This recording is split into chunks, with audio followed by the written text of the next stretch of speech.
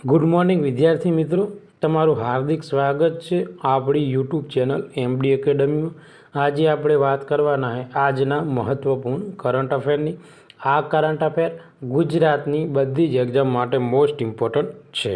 તો શરૂઆત કરીશું કે તાજેતરમાં મહિલા સમૃદ્ધિ યોજના ક્યાં લાગુ કરવામાં આવશે?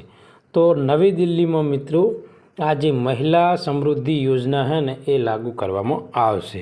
તો દિલ્હી સરકાર એટલે દિલ્હીના મુખ્યમંત્રી હાલમાં કોણ છે? તો અત્યારે મિત્રો હમણાં ચૂંટણી થઈ હતી એટલે ભાજપ સરકાર ત્યાં બની છે અને ત્યાંના મુખ્યમંત્રી કોણ આવ્યું છે? રેખા ગુપ્તા। તો આ જે રેખા ગુપ્તા है મિત્રો એમને દિલ્હીમાં આર્થિક રીતે નબળી મહિલાઓને નાણાકીય સહાય પૂરી પાડવા માટે મહિલા સમૃદ્ધિ યોજના શરૂ કરવામાં આવી હતી।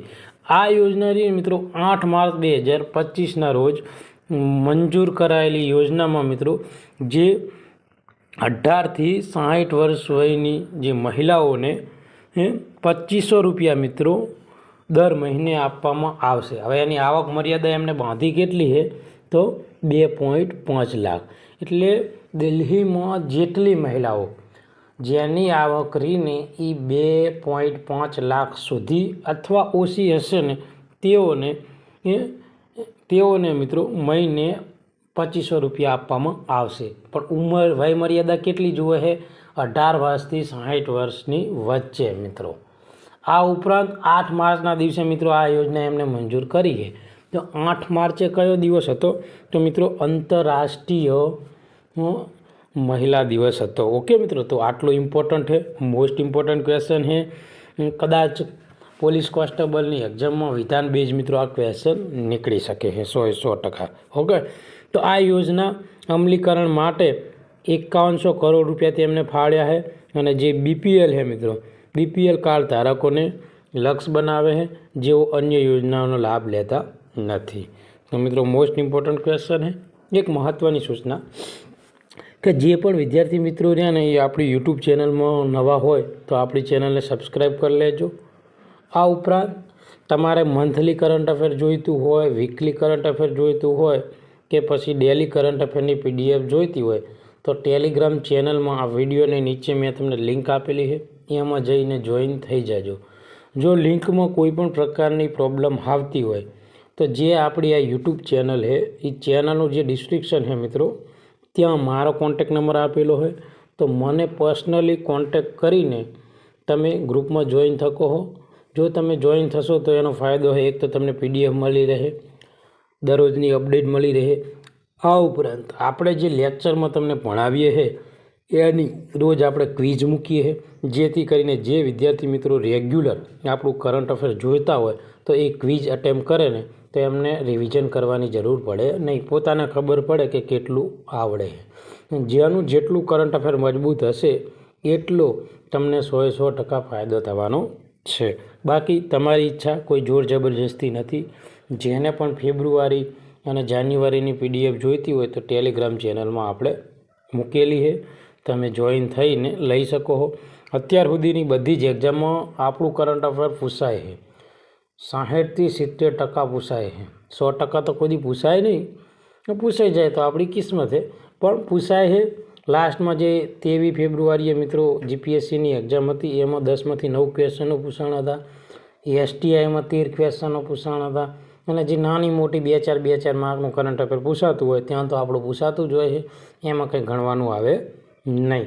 તો તમે જેટલો વિશ્વાસ રાખશો એટલું હું તમારી માટે સારામાં સારું જે મટીરિયલ છે એ તમને પ્રોવાઈડ કરીશ। તો જે પણ વિદ્યાર્થી મિત્રો નવા હોય તો આપણી ચેનલને સબસ્ક્રાઈબ કરી લેજો, કારણ કે આપણે જે મિત્રો માર્ચ મહિનો છે માર્ચનો એન્ડિંગ સુધીમાં 1000 સબસ્ક્રાઈબ કરવાનો પ્લાન છે। તો તમે સાથ સહકાર આપશો તો જેટલો તમે સાથ સહકાર આપશો એટલું હું તમારા માટે સારામાં સારું મટીરિયલ હું લઈને તમારી સમક્ષ આવીશ। અત્યારે તો થોડો ટાઈમનો અભાવ છે કારણ કે મારે પોતાની એક્ઝામ ચાલે છે એટલે એક્ઝામ પછી આપણે આપણા જે કરંટ અફેરનું લેવલ છે હજુ આનાથી પણ અપ લઈ જવાનું છે, જેથી કરીને કોઈ બી જીપીએસસીની તૈયારી કરતો હોય, પોલીસ કોન્સ્ટેબલની તૈયારી કરતો હોય કે ક્લાસ 3ની તૈયારી કરતો હોય, કોઈ પણ વિદ્યાર્થીઓ મિત્રોને કોઈ પણ પ્રકારનો પ્રોબ્લેમ રહેવા જોઈએ નહીં। તો વધુ સમય ન લેતા મિત્રો આગળ શરૂઆત કરશું. તો કે તાજેતરમાં મિત્રો જે સેન્ટ્રલ ઇન્ડસ્ટ્રીયલ સિક્યુરિટી ફોર્સ જે ફાઉન્ડેશન ડે ક્યારે ઉજવવામાં આવ્યો હતો? તો 10 માર્ચના દિવસે મિત્રો આ દિવસની ઉજવણી કરવામાં આવી હતી. આગળ તાજેતરમાં મિત્રો જે વેવ્સ 2025 સમિટનું આયોજન કયું શહેર કરશે? તો જે મહારાષ્ટ્ર છે મિત્રો ત્યાંનું જે મુંબઈ શહેર છે તે આ જે વેવ્સ છે ને મિત્રો સમિટ એનું આયોજન કરવાનું છે. આ ક્વેશ્ચન મિત્રો આઈએમપી છે તો ધ્યાન રાખજો. તો શું છે મિત્રો? તો કે જે ભારત સરકાર દ્વારા જે મહારાષ્ટ્ર અને મુંબઈમાં 1 થી જે 4 મે 2025 દરમિયાન પ્રથમ વર્લ્ડ ઓડિયો વિઝ્યુઅલ અને જે એન્ટરટેનમેન્ટ સમિટ છે મિત્રો એનું આયોજન કરવામાં આવ્યું હતું. અને આ આયોજન મિત્રો જે 4 મુખ્ય સ્તંભો છે એની ઉપર ધ્યાન કેન્દ્રિત કરે છે, જેમાં બ્રોડકાસ્ટિંગ તમે લઈ શકો છો. આ ઉપરાંત ઇન્ફોટેઇનમેન્ટ, પછી એવીજીસી એક્સઆર, પછી ડિજિટલ મીડિયા, ઇનોવેશન, ફિલ્મ વેવ્સનો સમાવેશ થાય છે. અને જે મીડિયા અને જે મનોરંજન ક્ષેત્રો છે એને સીમારૂપ ચિહ્ન આ જે ઇવેન્ટ છે મિત્રો એનું આયોજન મુંબઈમાં કરવામાં આવ્યું હતું. ઓકે, તો આગળનો ક્વેશ્ચન છે મિત્રો કે તાજેતરમાં જે ફિશરીઝ સ્ટાર્ટઅપ કોન્ક્લેવ 2.0 ક્યાં આયોજિત કરવામાં આવ્યું? તો મિત્રો હૈદરાબાદમાં આયોજન કરવામાં આવ્યું છે. તો મત્સ્ય ઉદ્યોગ, પશુપાલન અને જે ડેરી મંત્રાલય હેઠળ મત્સ્ય ઉદ્યોગ વિભાગ દ્વારા તેલંગાણાના હૈદરાબાદમાં આ ફિશરીઝ સ્ટાર્ટઅપ કોન્ક્લેવ 2.0નું આયોજન કરવામાં આવ્યું હતું. તાજેતરમાં ડિજિટલ ચૂકવણીમાં ક્રાંતિ લાવવા માટે રેઝર પે એ કયા દેશમાં તેની કામગીરી વિસ્તાર કર્યો છે? તો સિંગાપોરમાં મિત્રો આજે રેઝર પે છે એ ડિજિટલ ચૂકવણી કરવા માટે પોતાનો વિસ્તાર વધારી રહી છે. તાજેતરમાં મિત્રો ભારતીય સશસ્ત્ર દળોને કઈ શાખાએ જે ટ્રોપેક્સની 2025ની આવૃત્તિનું આયોજન કર્યું છે? તો જે ભારતીય નૌકાદળ દ્વારા જે આ ટ્રોપેક્સ છે મિત્રો એનું આયોજન કરવામાં આવ્યું છે. ભારતીય નૌકાદળ દ્વારા જાન્યુઆરીથી માર્ચ 2025 સુધીમાં 3 મહિનાના સમયગાળા દરમિયાન થિયેટર લેવલ જે ઓપરેશન એક્સરસાઇઝ છે 2025નું આવૃત્તિનું આયોજન કર્યું હતું. આ જે કવાયતમાં મિત્રો એમ્ફિબિયન એક્સરસાઇઝ અને જાયન્ટ વર્ક ઓફ ફેઝ જેવા અનેક તબક્કાનો સમાવેશ કરવામાં આવે છે. સાયબર અને ઇલેક્ટ્રોનિક્સ યુદ્ધ વ્યૂહાત્મક કામગીરી પર ધ્યાન કેન્દ્રિત કરે છે. આ ઉપરાંત મિત્રો ભારતીય નૌકાદળ માટે એક મુખ્ય ઓપરેશન ઇવેન્ટ જેમાં નૌકાદળનો જે મિત્રો છે એનો કહેવાય ને કે એની ક્ષમતામાં વધારો કરે છે. તાજેતરમાં નવા જાહેર કરાયેલ માધવ ટાઈગર રિઝર્વ કયા રાજ્યમાં મિત્રો આવેલું છે? તો મધ્યપ્રદેશમાં આવેલું છે. અને આ મધ્યપ્રદેશનું મિત્રો 58મું ટાઈગર રિઝર્વ છે. કેટલામું? 58મું. મધ્યપ્રદેશના જે શિવપુરી જિલ્લામાં સ્થિત માધવ રાષ્ટ્રીય ઉદ્યાન ભારતનું 58મું વાઘ અભયારણ્ય તરીકે જાહેર કરવામાં આવ્યું છે. આ ઉમેરો સાથે મધ્યપ્રદેશને ભારતના વાઘ રાજ્યો તરીકેનો દરજ્જો આપે છે. અને આ ઉપરાંત મધ્યપ્રદેશમાં હવે 9 ટાઈગર રિઝર્વ એટલે કે ટાઈગર અભયારણ્ય થઈ ગયા છે. તો યાદ રાખજો, ડિટેલમાં ક્વેશ્ચન આવી શકે છે. તાજેતરમાં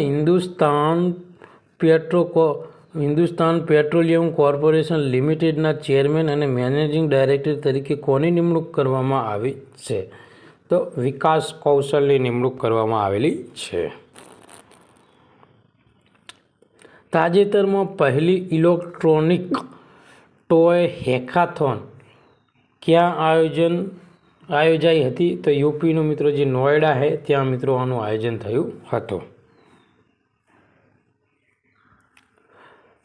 તો ઇલેક્ટ્રોનિક્સ અને માહિતી ટેકનોલોજી મંત્રાલય માહિતીના સંતુલન હેઠળ GCDEC નોઈડા દ્વારા પ્રથમ ઇલેક્ટ્રોનિક્સ ટોય હેકાથોનનું આયોજન કરવામાં આવ્યું હતું.